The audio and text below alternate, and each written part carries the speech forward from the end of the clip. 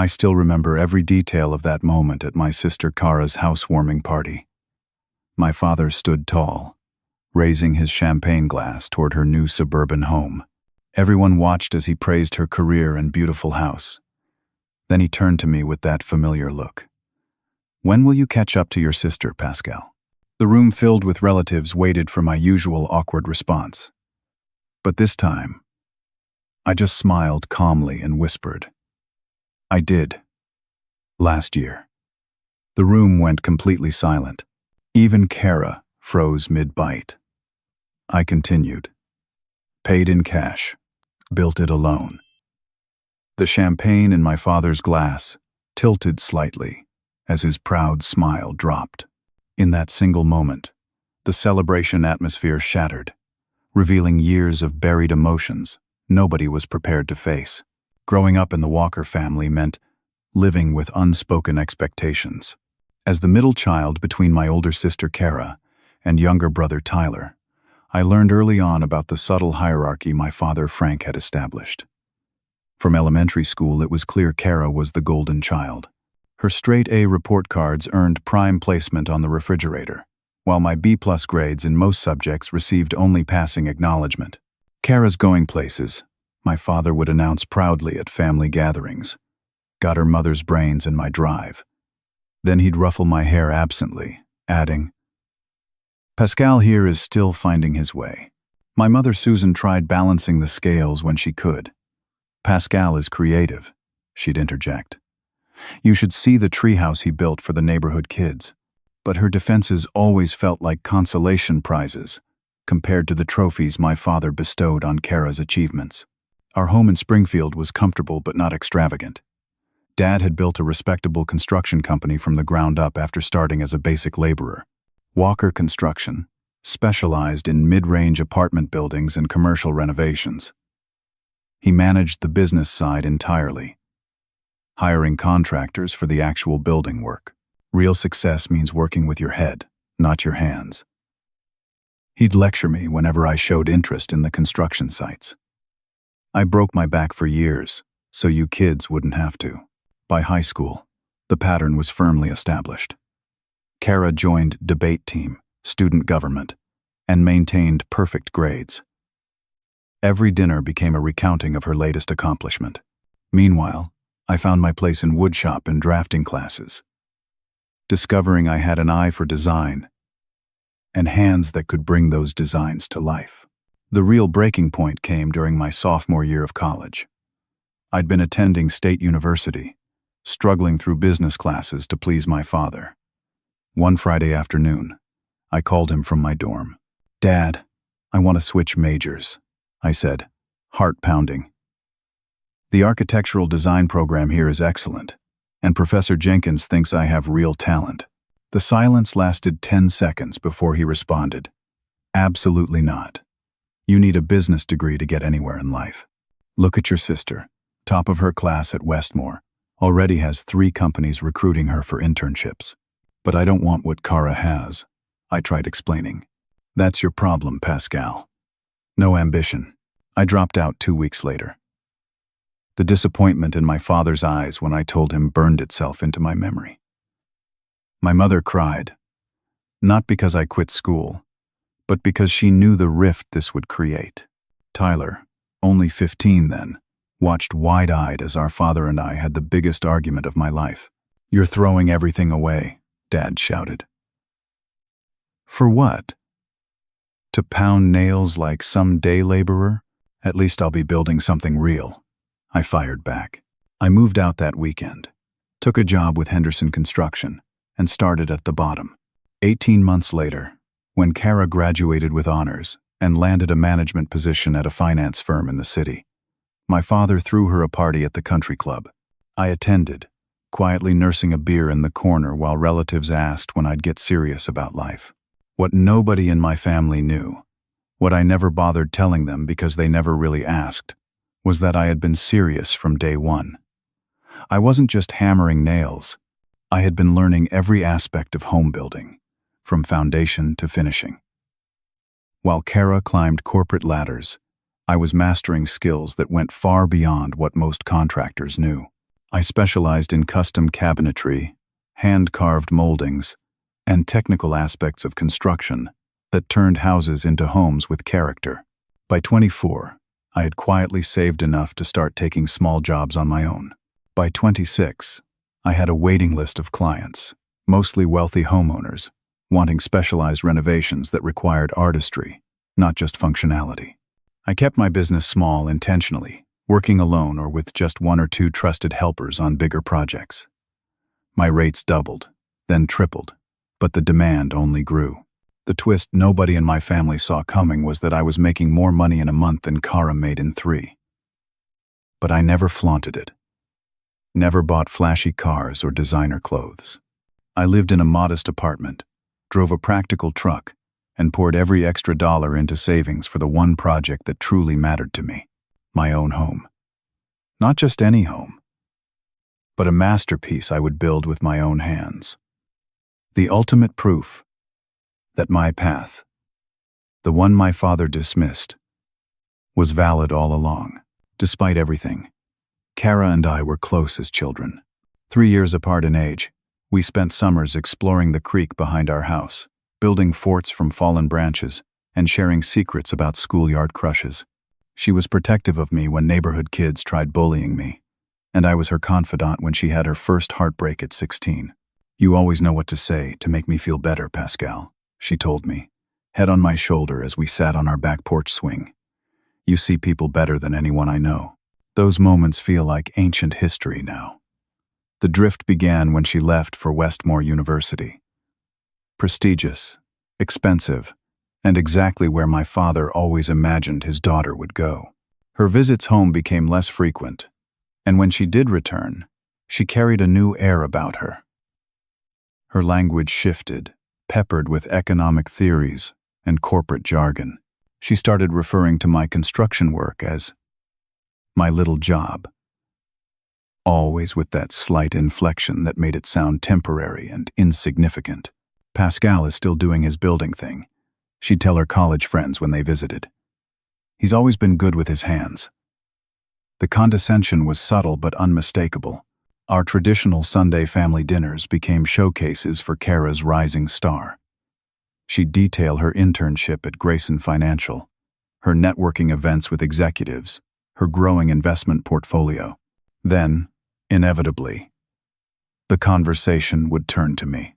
"And Pascal, how's work?" my mother would ask, trying to include me. Before I could properly answer, my father would interject. "Still plenty of time for Pascal to go back to school. Never too late to get that degree." Kara would nod sympathetically. "My company has a tuition assistance program. If you're interested."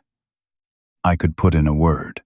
What hurt most wasn't the dismissal of my career choice, but how Kara had adopted our father's perspective so completely. The sister who once defended me against everyone had become my most polite detractor. When Kara turned 28, she announced she was buying a house in Meadowbrook Estates, an upscale development across town. 4 bedrooms, 3.5 baths, granted everything, she described over dinner. "The neighborhood has a community pool and tennis courts." "That's wonderful, honey," my mother beamed. "How much?" my father asked, always practical about finances. Kara hesitated. "Well, it's an investment in my future. The market in that area is only going up," my father pressed. "What's the damage?" $700,000, she finally admitted. But I negotiated them down from $750. My father whistled, impressed. "That's my girl. Always making the smart play." I nearly choked on my water. $700,000 for a cookie-cutter house, in a development where the homes stood practically on top of each other. I'd seen the construction in Meadowbrook, rush jobs with corners cut everywhere, hidden behind shiny fixtures and fancy appliances. Houses built to impress visitors, not to last generations. Later that night, my mother cornered me in the kitchen as I was leaving.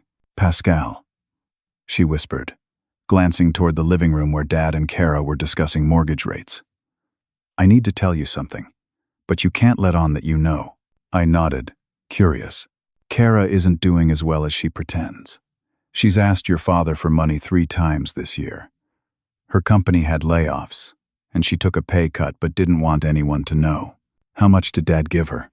I asked. 50,000 as gift money for the house down payment. And he co-signed the mortgage. The bank wouldn't approve her otherwise. The revelation stunned me. The golden child wasn't just tarnished, but struggling to maintain the illusion of success. Meanwhile, I had over $2 million in my savings account and no debt whatsoever. Why are you telling me this? I asked my mother. She touched my cheek gently, the way she did when I was young. Because I see you pulling away from the family. And I want you to understand.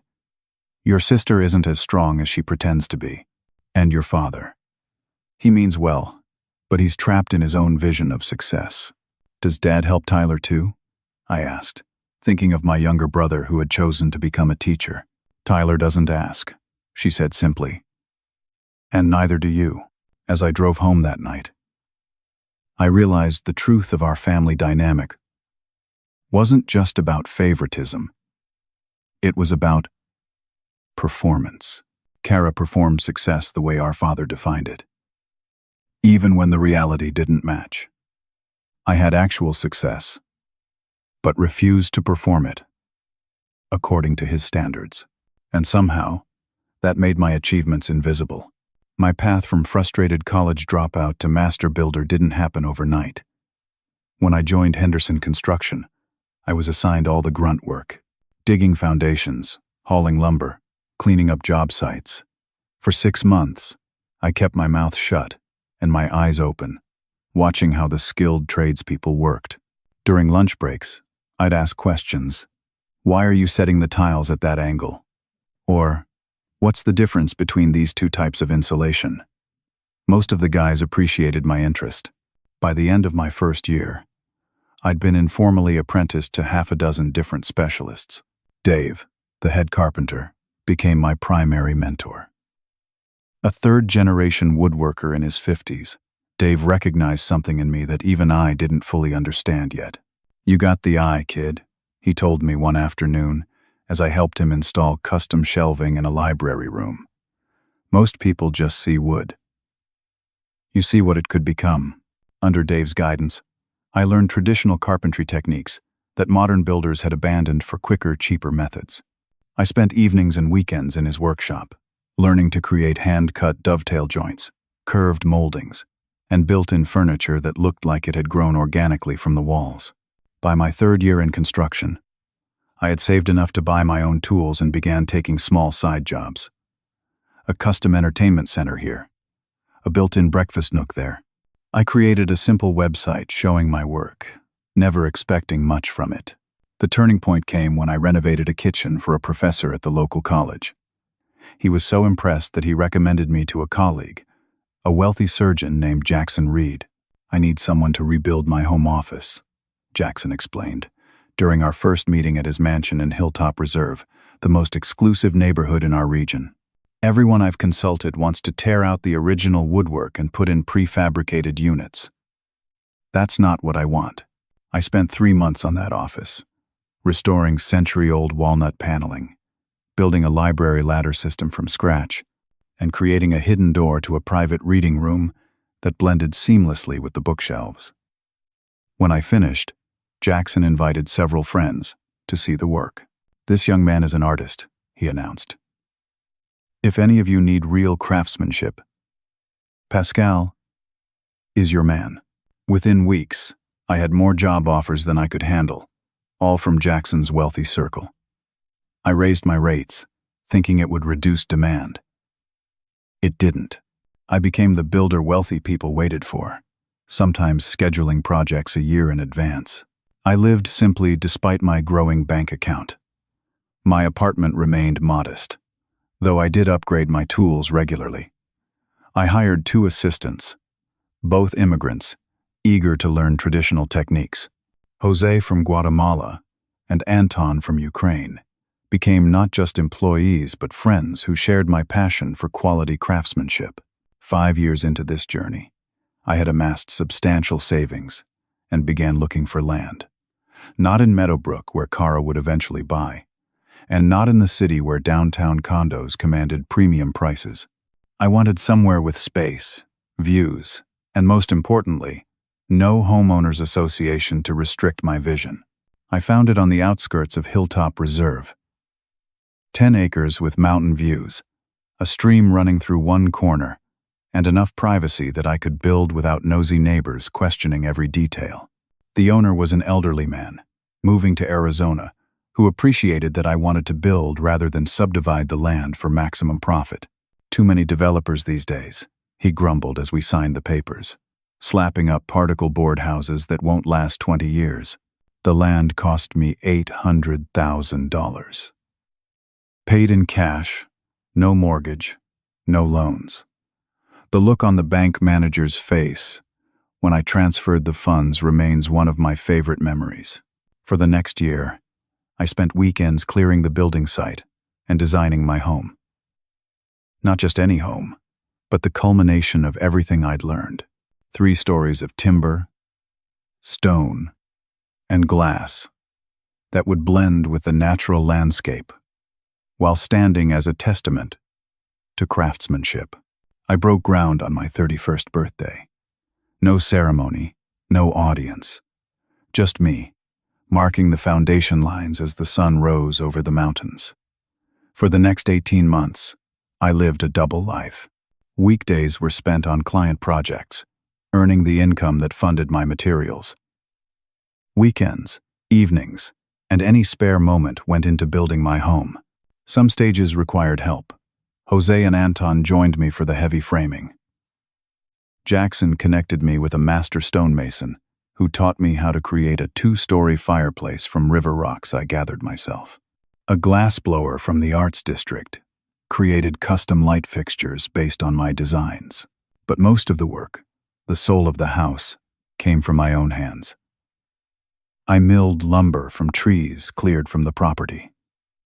I crafted staircases that curved like water flowing between floors. I built kitchen cabinets from cherry wood, sanded to feel like silk beneath the fingers. Winter months were brutal, working by floodlight after the early sunset, my breath clouding in the cold as I installed windows and weatherproofing.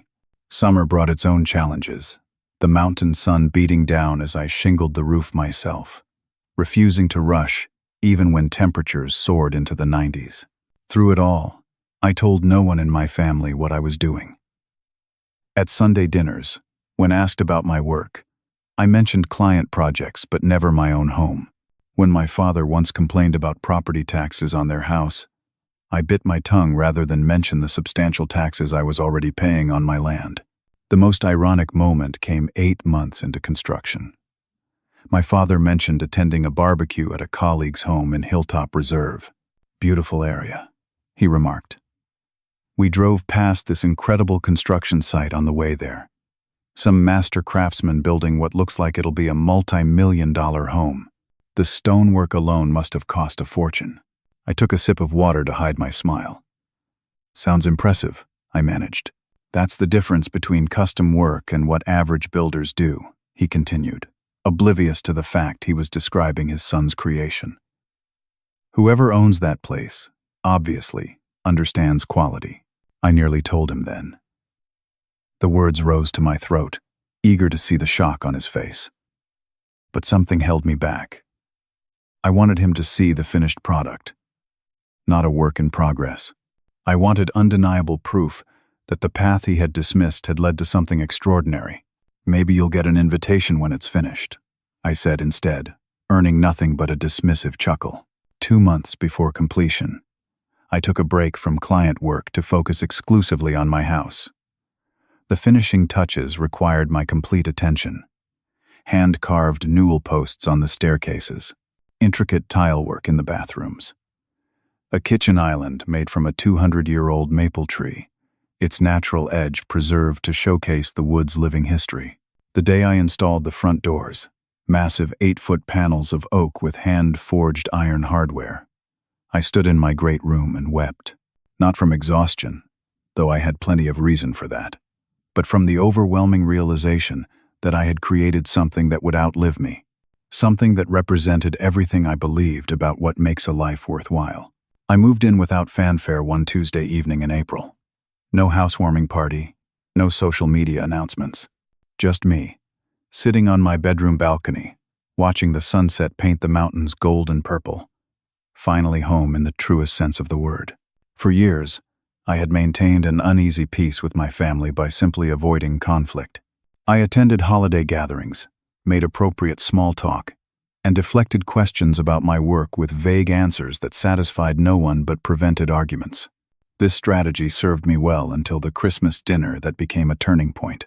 The Walker family Christmas tradition had always been elaborate, with my mother decorating every surface of the house and preparing enough food for 3 times our number. That December marked the first holiday season after Kara had bought her new house in Meadowbrook Estates, which somehow transformed our usual gathering into a celebration of her achievement. To Kara, my father said during the toast before dinner, who continues to make this family proud. New house, promotion to senior manager, and rumor has it, up for regional director next year. Everyone raised their glasses while I forced a smile that felt more like a grimace. Tyler caught my eye from across the table and gave a subtle eye roll.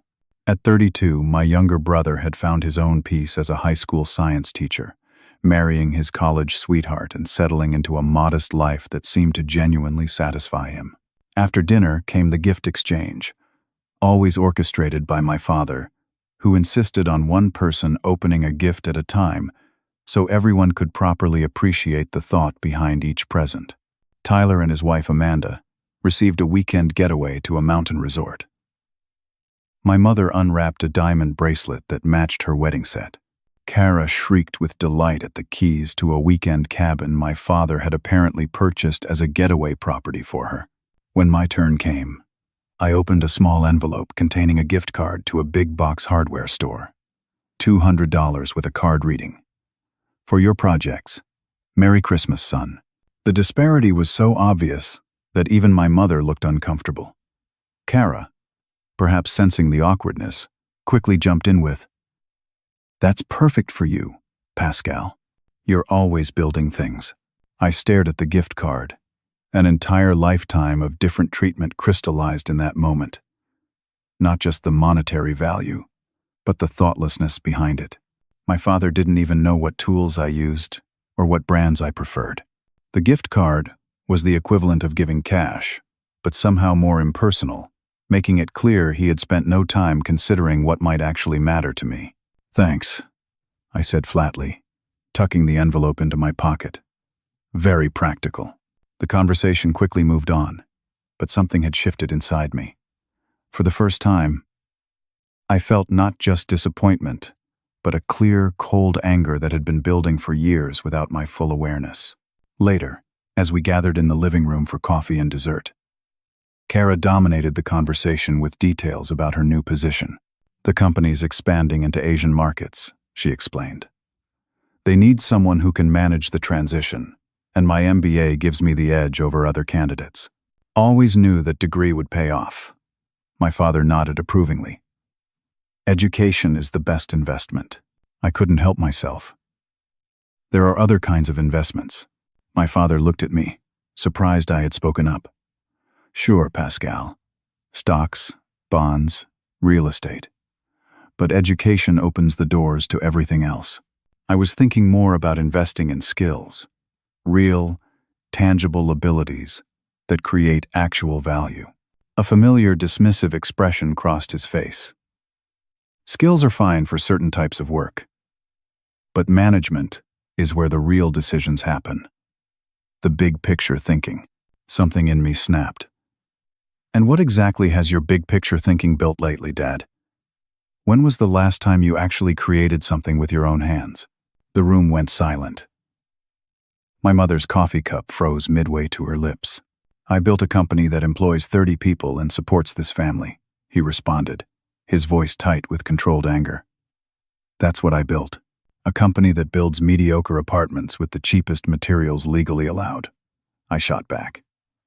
"Have you ever walked through one of your properties 5 years after completion? Seen the settling cracks, the warping floors, the failing fixtures?" "Pascal!" My mother gasped. My father's face had turned an alarming shade of red.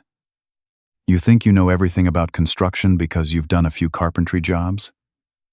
There's a business side you know nothing about. I know enough to recognize when someone values profit over quality, I said, standing up. And I know enough to see when I'm not valued in my own family. I walked out, ignoring my mother's pleas to come back, my brother's concerned expression, my father's thunderous silence. For the first time in my life, I had spoken the truth as I saw it. And while it didn't feel good exactly, it felt necessary. 3 weeks later, Kara called me. We hadn't spoken since Christmas. I think you should apologize to Dad, she said without preamble. For what? Telling the truth? For being disrespectful, she countered. He's given us everything, Pascal. A good home. Opportunities. Support. He's given you everything. I corrected her. Me, he's given conditional approval at best. And that only when I was trying to be what he wanted. That's not fair, she protested, but her voice lacked conviction. Isn't it? Tell me honestly, Kara. Have you ever seen Dad treat us the same? Has he ever been as proud of anything I've done as he is when you get a promotion or buy a house you can barely afford? Her silence was answer enough. What did you mean at Christmas? She finally asked. About other kinds of investments? I nearly told her then. About the land, the house, the successful business I'd built. But again, something held me back. Maybe pride, maybe stubbornness, maybe the simple desire to reveal everything at once, undeniably, rather than have my achievements minimized one by one. It doesn't matter, I said instead. We see the world differently, Kara. Always have. Mom says you're doing well, she offered, taking on bigger projects.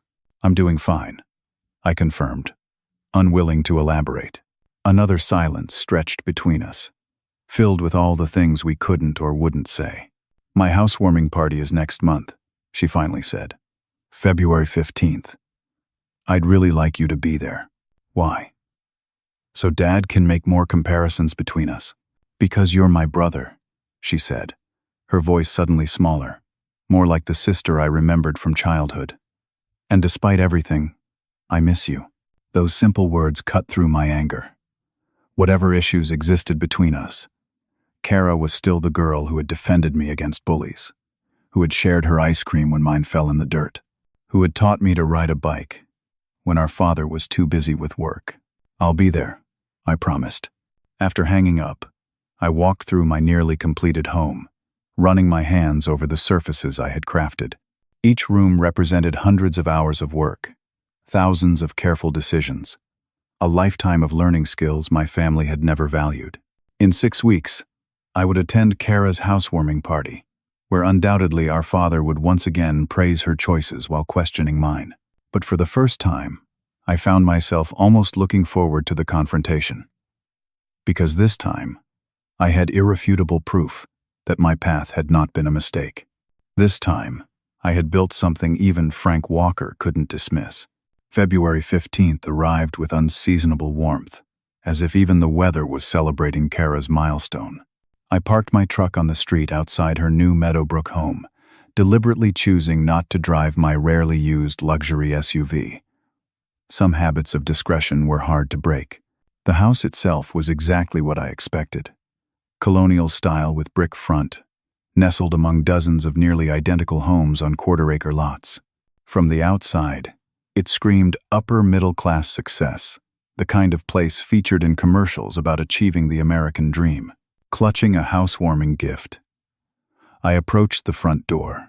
Before I could knock, it swung open to reveal Kara in a navy blue dress, hair perfectly styled, looking every inch the successful professional our father had raised her to be.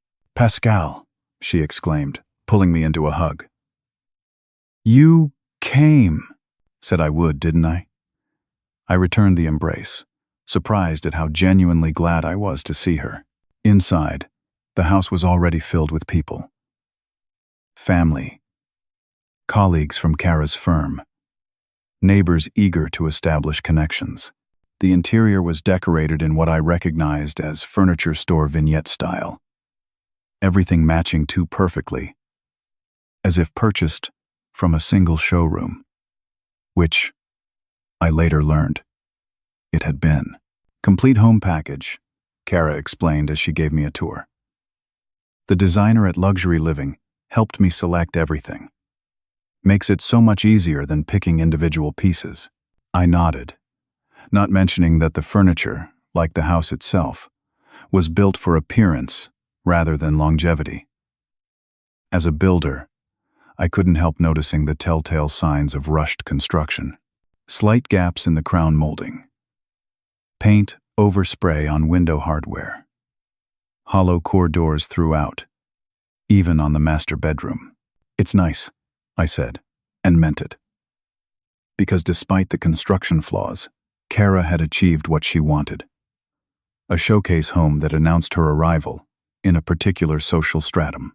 Dad and Mom are in the kitchen, she said, leading me through the open concept main floor. Dad's been mixing drinks and telling everyone about my promotion. True to form, I found my father holding court by the granite island, regaling Kara's co-workers with tales of her childhood achievements. Advanced placement, everything in high school, he was saying. The principal told us they had to create new courses just to keep her challenged.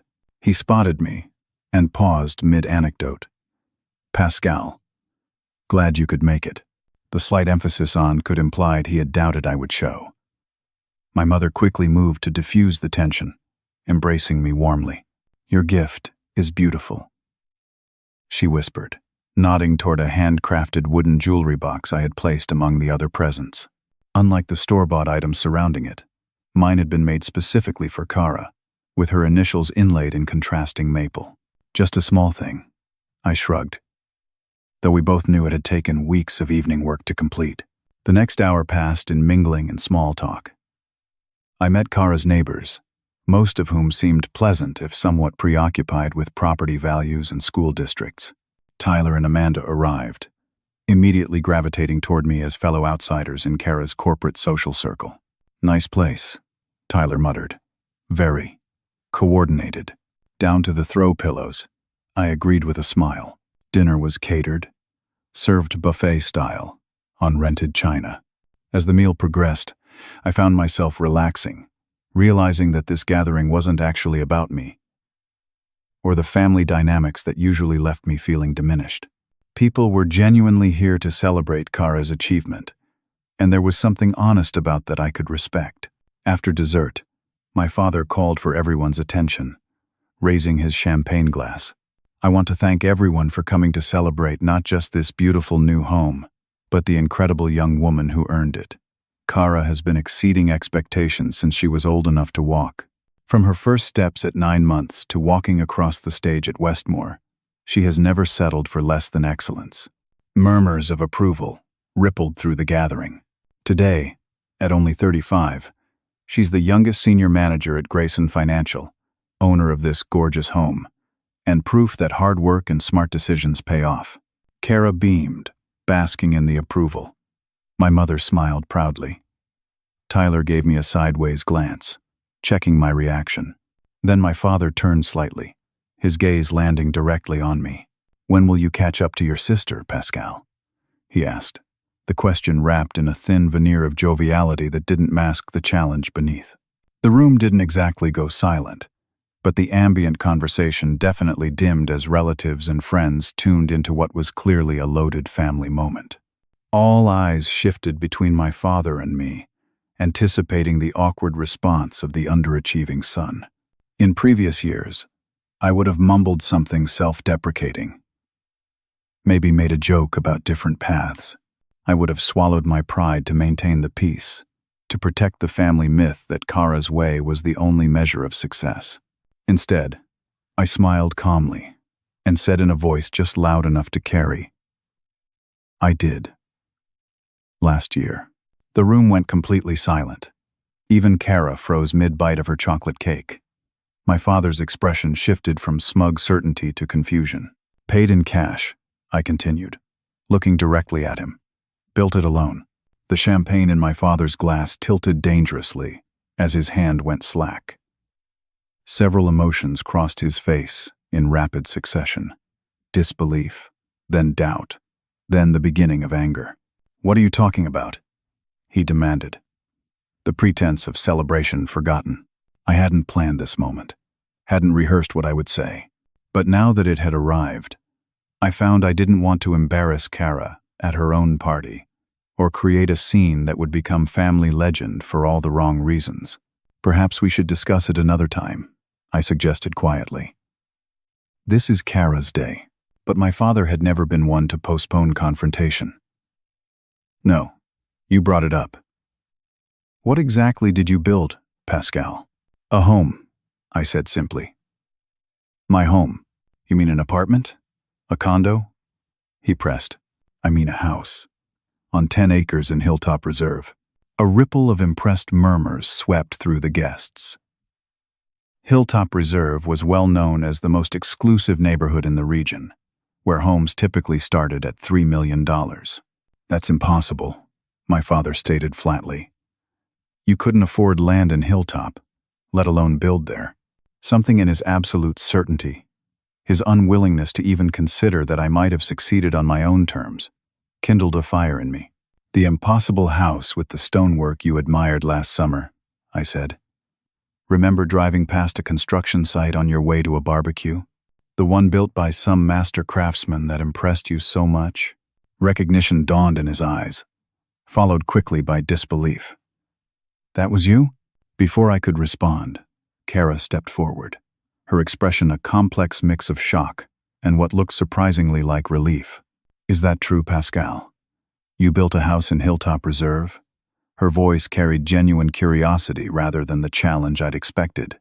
"Yes," I confirmed. "Designed it, built it, moved in last April." "But how?"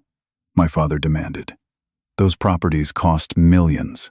I took a breath, knowing the next words would permanently alter my relationship with my family. "Because I make millions, Dad. Have been for years." I turned to Kara. "I'm sorry to say this at your party. It wasn't my intention to hijack your celebration." To my surprise, she laughed, a slightly hysterical sound that contained more honesty than I'd heard from her in years. "Hijack away," she said, setting down her dessert plate. "God knows I've been living in a glass house ready to shatter." Our father looked between us, confusion replacing his anger. "What are you talking about, Kara?" And then, in a moment I could never have predicted, my perfectly put-together sister began to cry. Not delicate tears, but body-shaking sobs that smeared her makeup and brought our mother rushing to her side. "I hate my job," she managed between breaths. "I hate this house. I'm drowning in debt. The mortgage is underwater already because I overpaid. The bank called yesterday about missed payments." The guests began discreetly moving away, retreating to other rooms to give our family privacy. Only Tyler and Amanda remained, hovering uncertainly at the edge of the kitchen. "But your promotion?" our father stammered. "Regional director." "There is no promotion," Kara admitted. "I was passed over 3 months ago.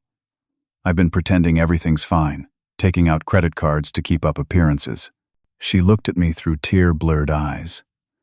"While you've been building something real, I've been constructing a house of cards." In that moment, I felt no satisfaction, no vindication. Only sadness for the sister who had been trapped by the same expectations that had driven me away.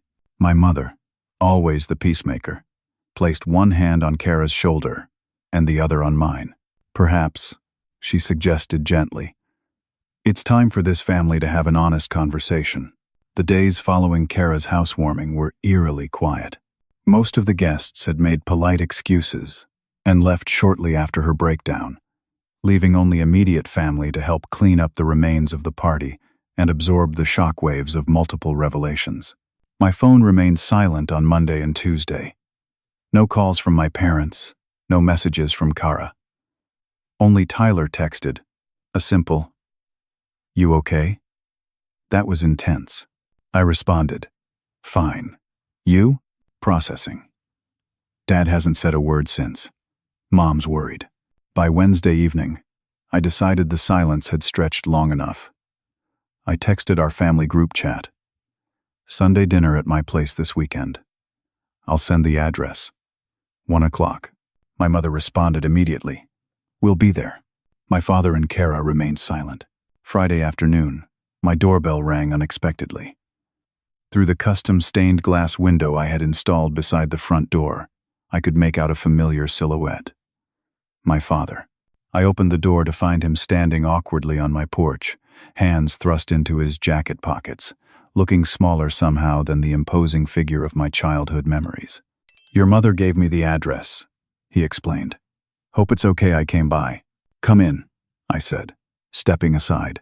He entered slowly, eyes widening as he took in the soaring entryway with its exposed timber beams and stone floor.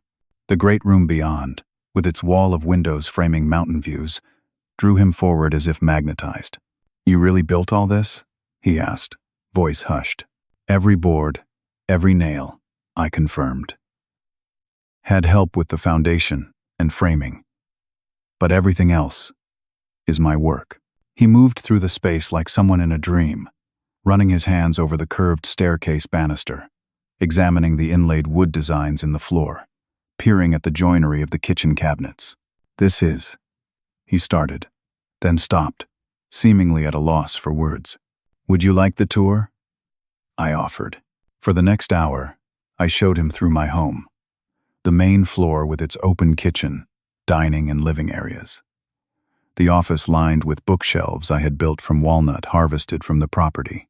Upstairs, the master suite with its private balcony, the guest rooms each with unique themes reflected in the woodwork. The lower level with a workshop where I designed projects, a wine cellar dug into the natural slope of the mountain, a media room with acoustics I had spent weeks perfecting. Throughout, my father said little, asking occasional questions about techniques or materials, but mostly absorbing in silence. It wasn't until we returned to the great room, where I offered him a seat and a drink, that he finally spoke his mind. I had no idea, he said, accepting a glass of whiskey. All these years, I thought, that I was wasting my potential. I finished for him. That I had chosen a dead-end path. He nodded, staring into his glass. I was wrong. Those 3 words, so simple and yet so previously unimaginable from Frank Walker's mouth, hung in the air between us. Why didn't you tell us? He finally asked. About any of this, your business, this house, your success. I considered the question carefully, wanting to be honest without being cruel. Would you have believed me? I countered. Or would you have found ways to minimize it, to suggest it was just luck or a phase? He winced. That's fair. I haven't exactly been open-minded about your choices. It's not just about believing me, I continued. It's about value. What you value versus what I do. You measure success in degrees, job titles, zip codes. I measure it in craftsmanship, in creating something that will outlast me. My father set down his glass and stood, walking to the windows. The afternoon sun cast his profile in sharp relief against the mountain backdrop. My father was a carpenter, he said abruptly. Did I ever tell you that? No, I replied, surprised. Grandpa Walker had died before I was born, and my father rarely spoke of him. Not a master builder like you, just a basic carpenter for a construction outfit in Cleveland. Worked 6 days a week, came home with splinters in his hands and sawdust in his hair. We never had much. He turned to face me. When I told him I wanted to start my own company, to manage projects instead of just hammering nails, he laughed at me, said I was getting above myself, that Walker men worked with their hands, not pushed papers. Understanding began to dawn. So you set out to prove him wrong. My father nodded. Built Walker Construction from nothing. Swore my children would have opportunities I never did. College education, white-collar careers, respect, and when I chose construction, It felt like watching you step backward, he admitted. Like everything I'd built was being rejected. I couldn't see that you were taking it further than I ever did. Just in a different direction. He returned to his seat, looking suddenly tired. I pushed Kara too hard the other way. Always more achievements, more progress, bigger house, better title. Never asked if it was making her happy. It's not too late, I said. For any of us. He looked at me. Really looked at me. Perhaps for the first time in my adult life. This house, Pascal, it's not just a building. It's art, coming from my father. Those words meant more than any professional accolade ever could. Would you like to see the plans for my next project? I asked. Very much, he nodded. As the sun began its descent behind the mountains, casting golden light across the great room, my father and I spread architectural drawings across the dining table I had built from a single, massive slab of redwood.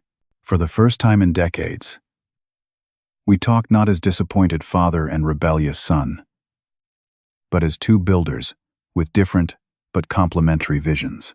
When he left 3 hours later, he paused at the door. I'm sorry, Pascal, for not seeing you clearly, for making you feel you had to hide your success from your own family. Sunday dinner, I reminded him. Clean slate. As his car disappeared down my long driveway, I felt a weight lifting that I hadn't even realized I'd been carrying. Whatever happened next with our family, the foundations had been reset on more honest ground. Saturday morning, my phone rang. Kara, can I come over today? She asked without preamble. I need to see this mysterious house for myself. Doors open whenever you want to arrive, I told her. She appeared just after noon, looking different than at her party. Jeans and a sweater instead of designer clothes. Hair pulled back simply, face free of makeup. More like the sister I remembered from childhood.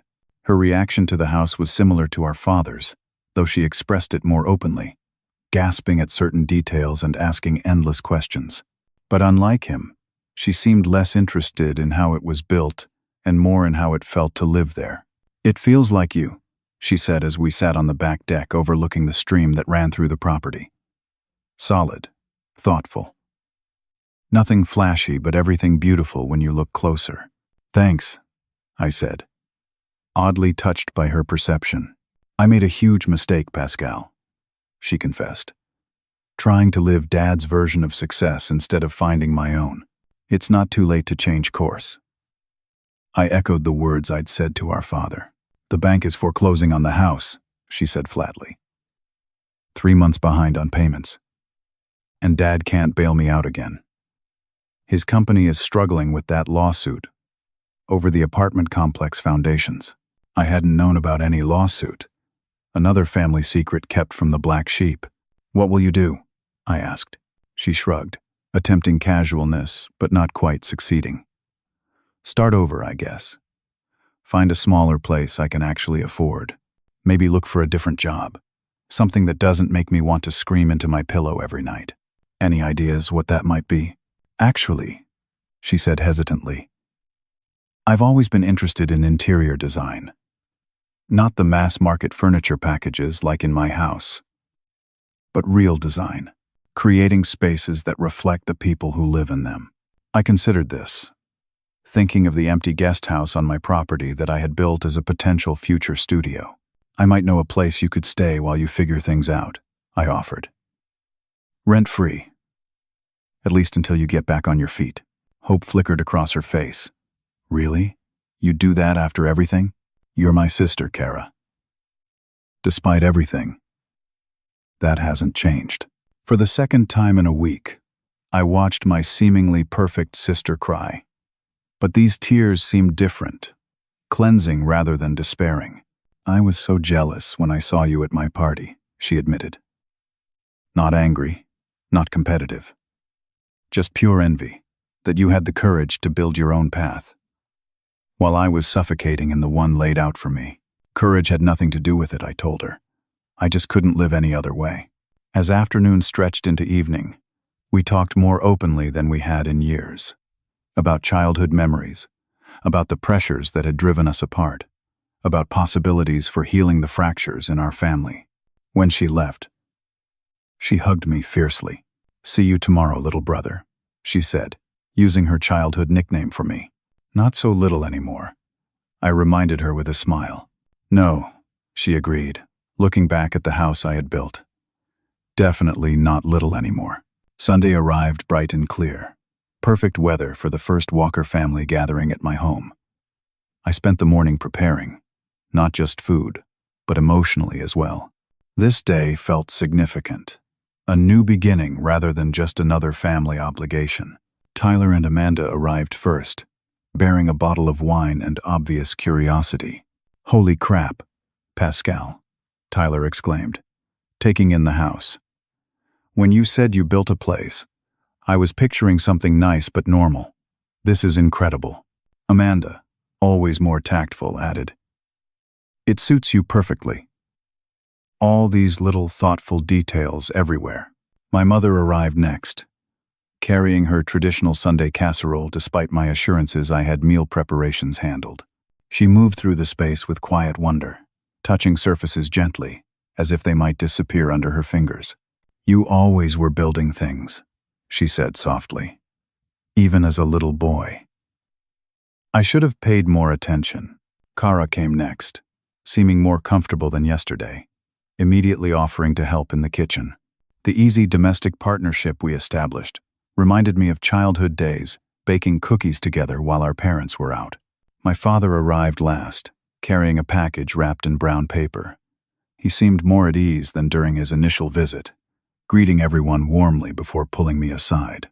"A housewarming gift," he said, handing me the package. Better late than never. I unwrapped it carefully to find a handcrafted wooden toolbox, clearly antique but lovingly restored. "It was my father's," he explained. "Your grandfather's. I kept it all these years but never used it. Seems like it belongs with someone who would appreciate it properly."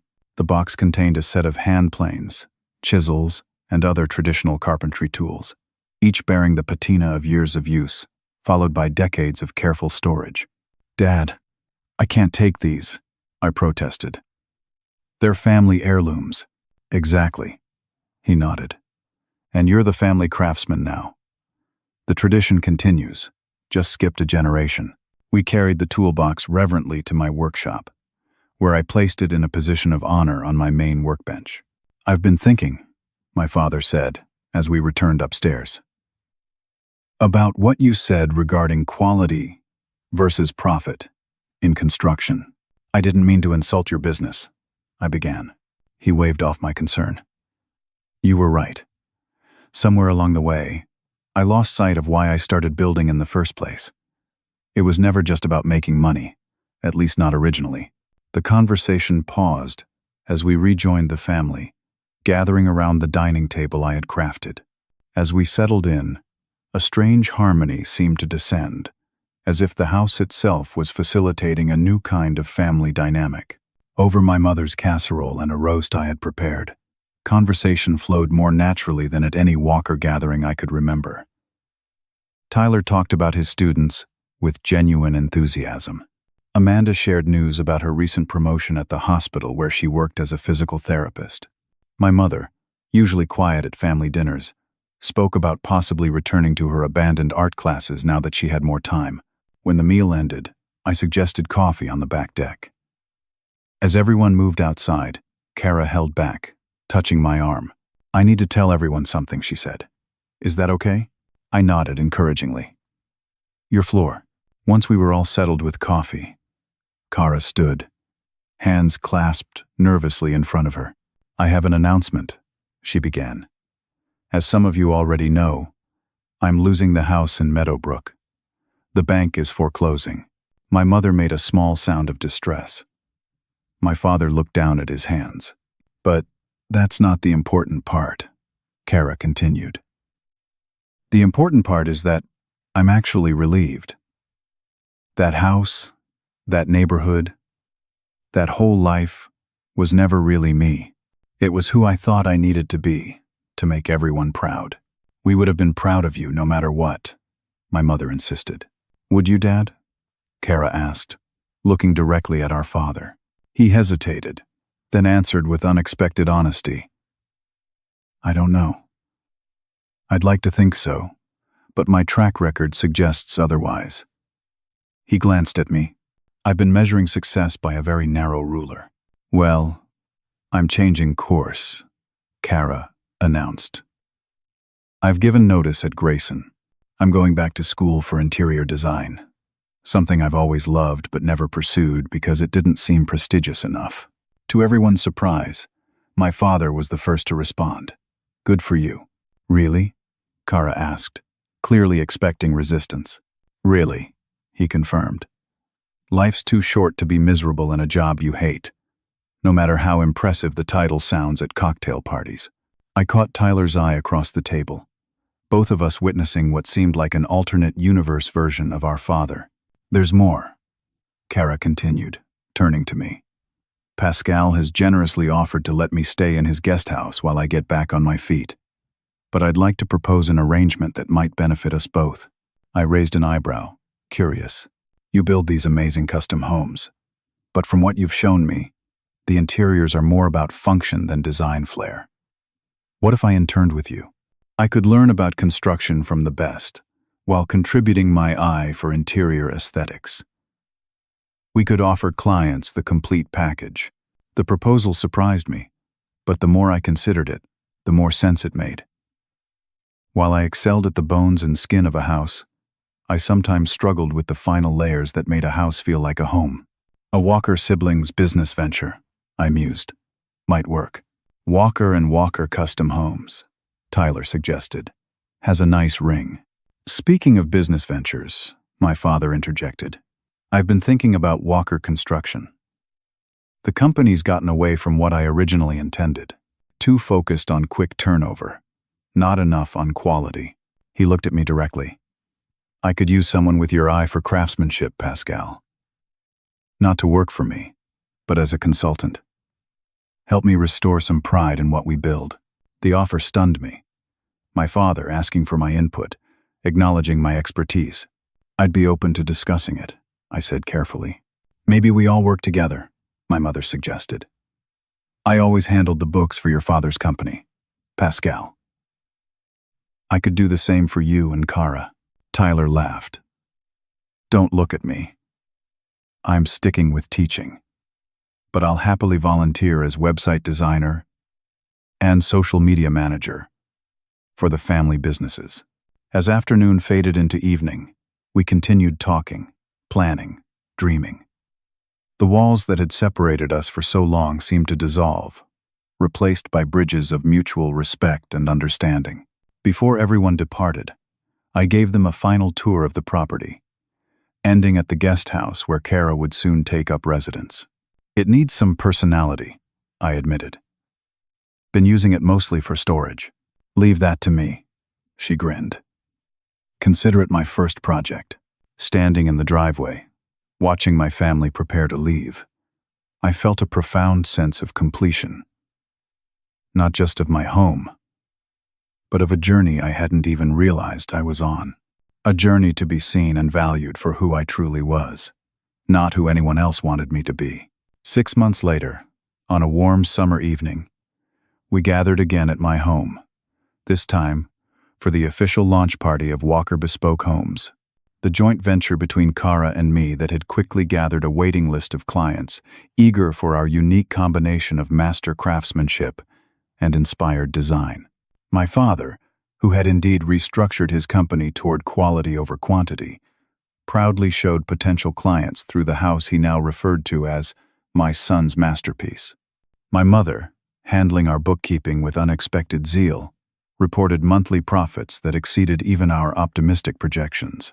Tyler and Amanda, expecting their first child, discussed plans for a custom nursery that would become our company's signature showcase for new parents. And Kara, transformed from corporate clone to creative force, moved through the gathering with genuine confidence, rather than the brittle perfection she had once maintained. The guest house, now her own personal haven, had become a portfolio piece that regularly convinced clients to trust her vision. As sunset painted the mountains in shades of amber and gold, I found a quiet moment alone on the deck. Building this house had been about proving something, not just to my family, but to myself. That success could be defined personally, rather than by external metrics. That creating something of true value and beauty was its own reward. That staying true to your own path eventually leads exactly where you need to be. The sound of laughter drew me back inside, where my father was regaling clients with the story of seeing my house under construction without realizing it was mine. Greatest mistake of my life, he concluded, not recognizing my own son's work when it was right in front of me. But also the greatest gift, because it forced me to see with new eyes. He raised his glass toward me. To Pascal, who taught me that catching up isn't about following someone else's path but forging your own. Everyone lifted their glasses, and in that moment, standing in the house I had built with my own hands, surrounded by the family that had finally seen me clearly, I understood that success wasn't measured in square footage or bank accounts or job titles. It was measured in authenticity, in creation, in connections that allowed each person to be genuinely themselves. Have you ever felt pressure to follow someone else's definition of success rather than creating your own path? I'd love to hear your stories in the comments below. If this journey of finding authentic success resonated with you, please like this video and subscribe to hear more stories about forging your own way against expectations. Sharing this with someone who might be struggling with similar family dynamics could give them the encouragement they need. Thank you for listening to my story. And remember, true success comes not from comparison, but from creation.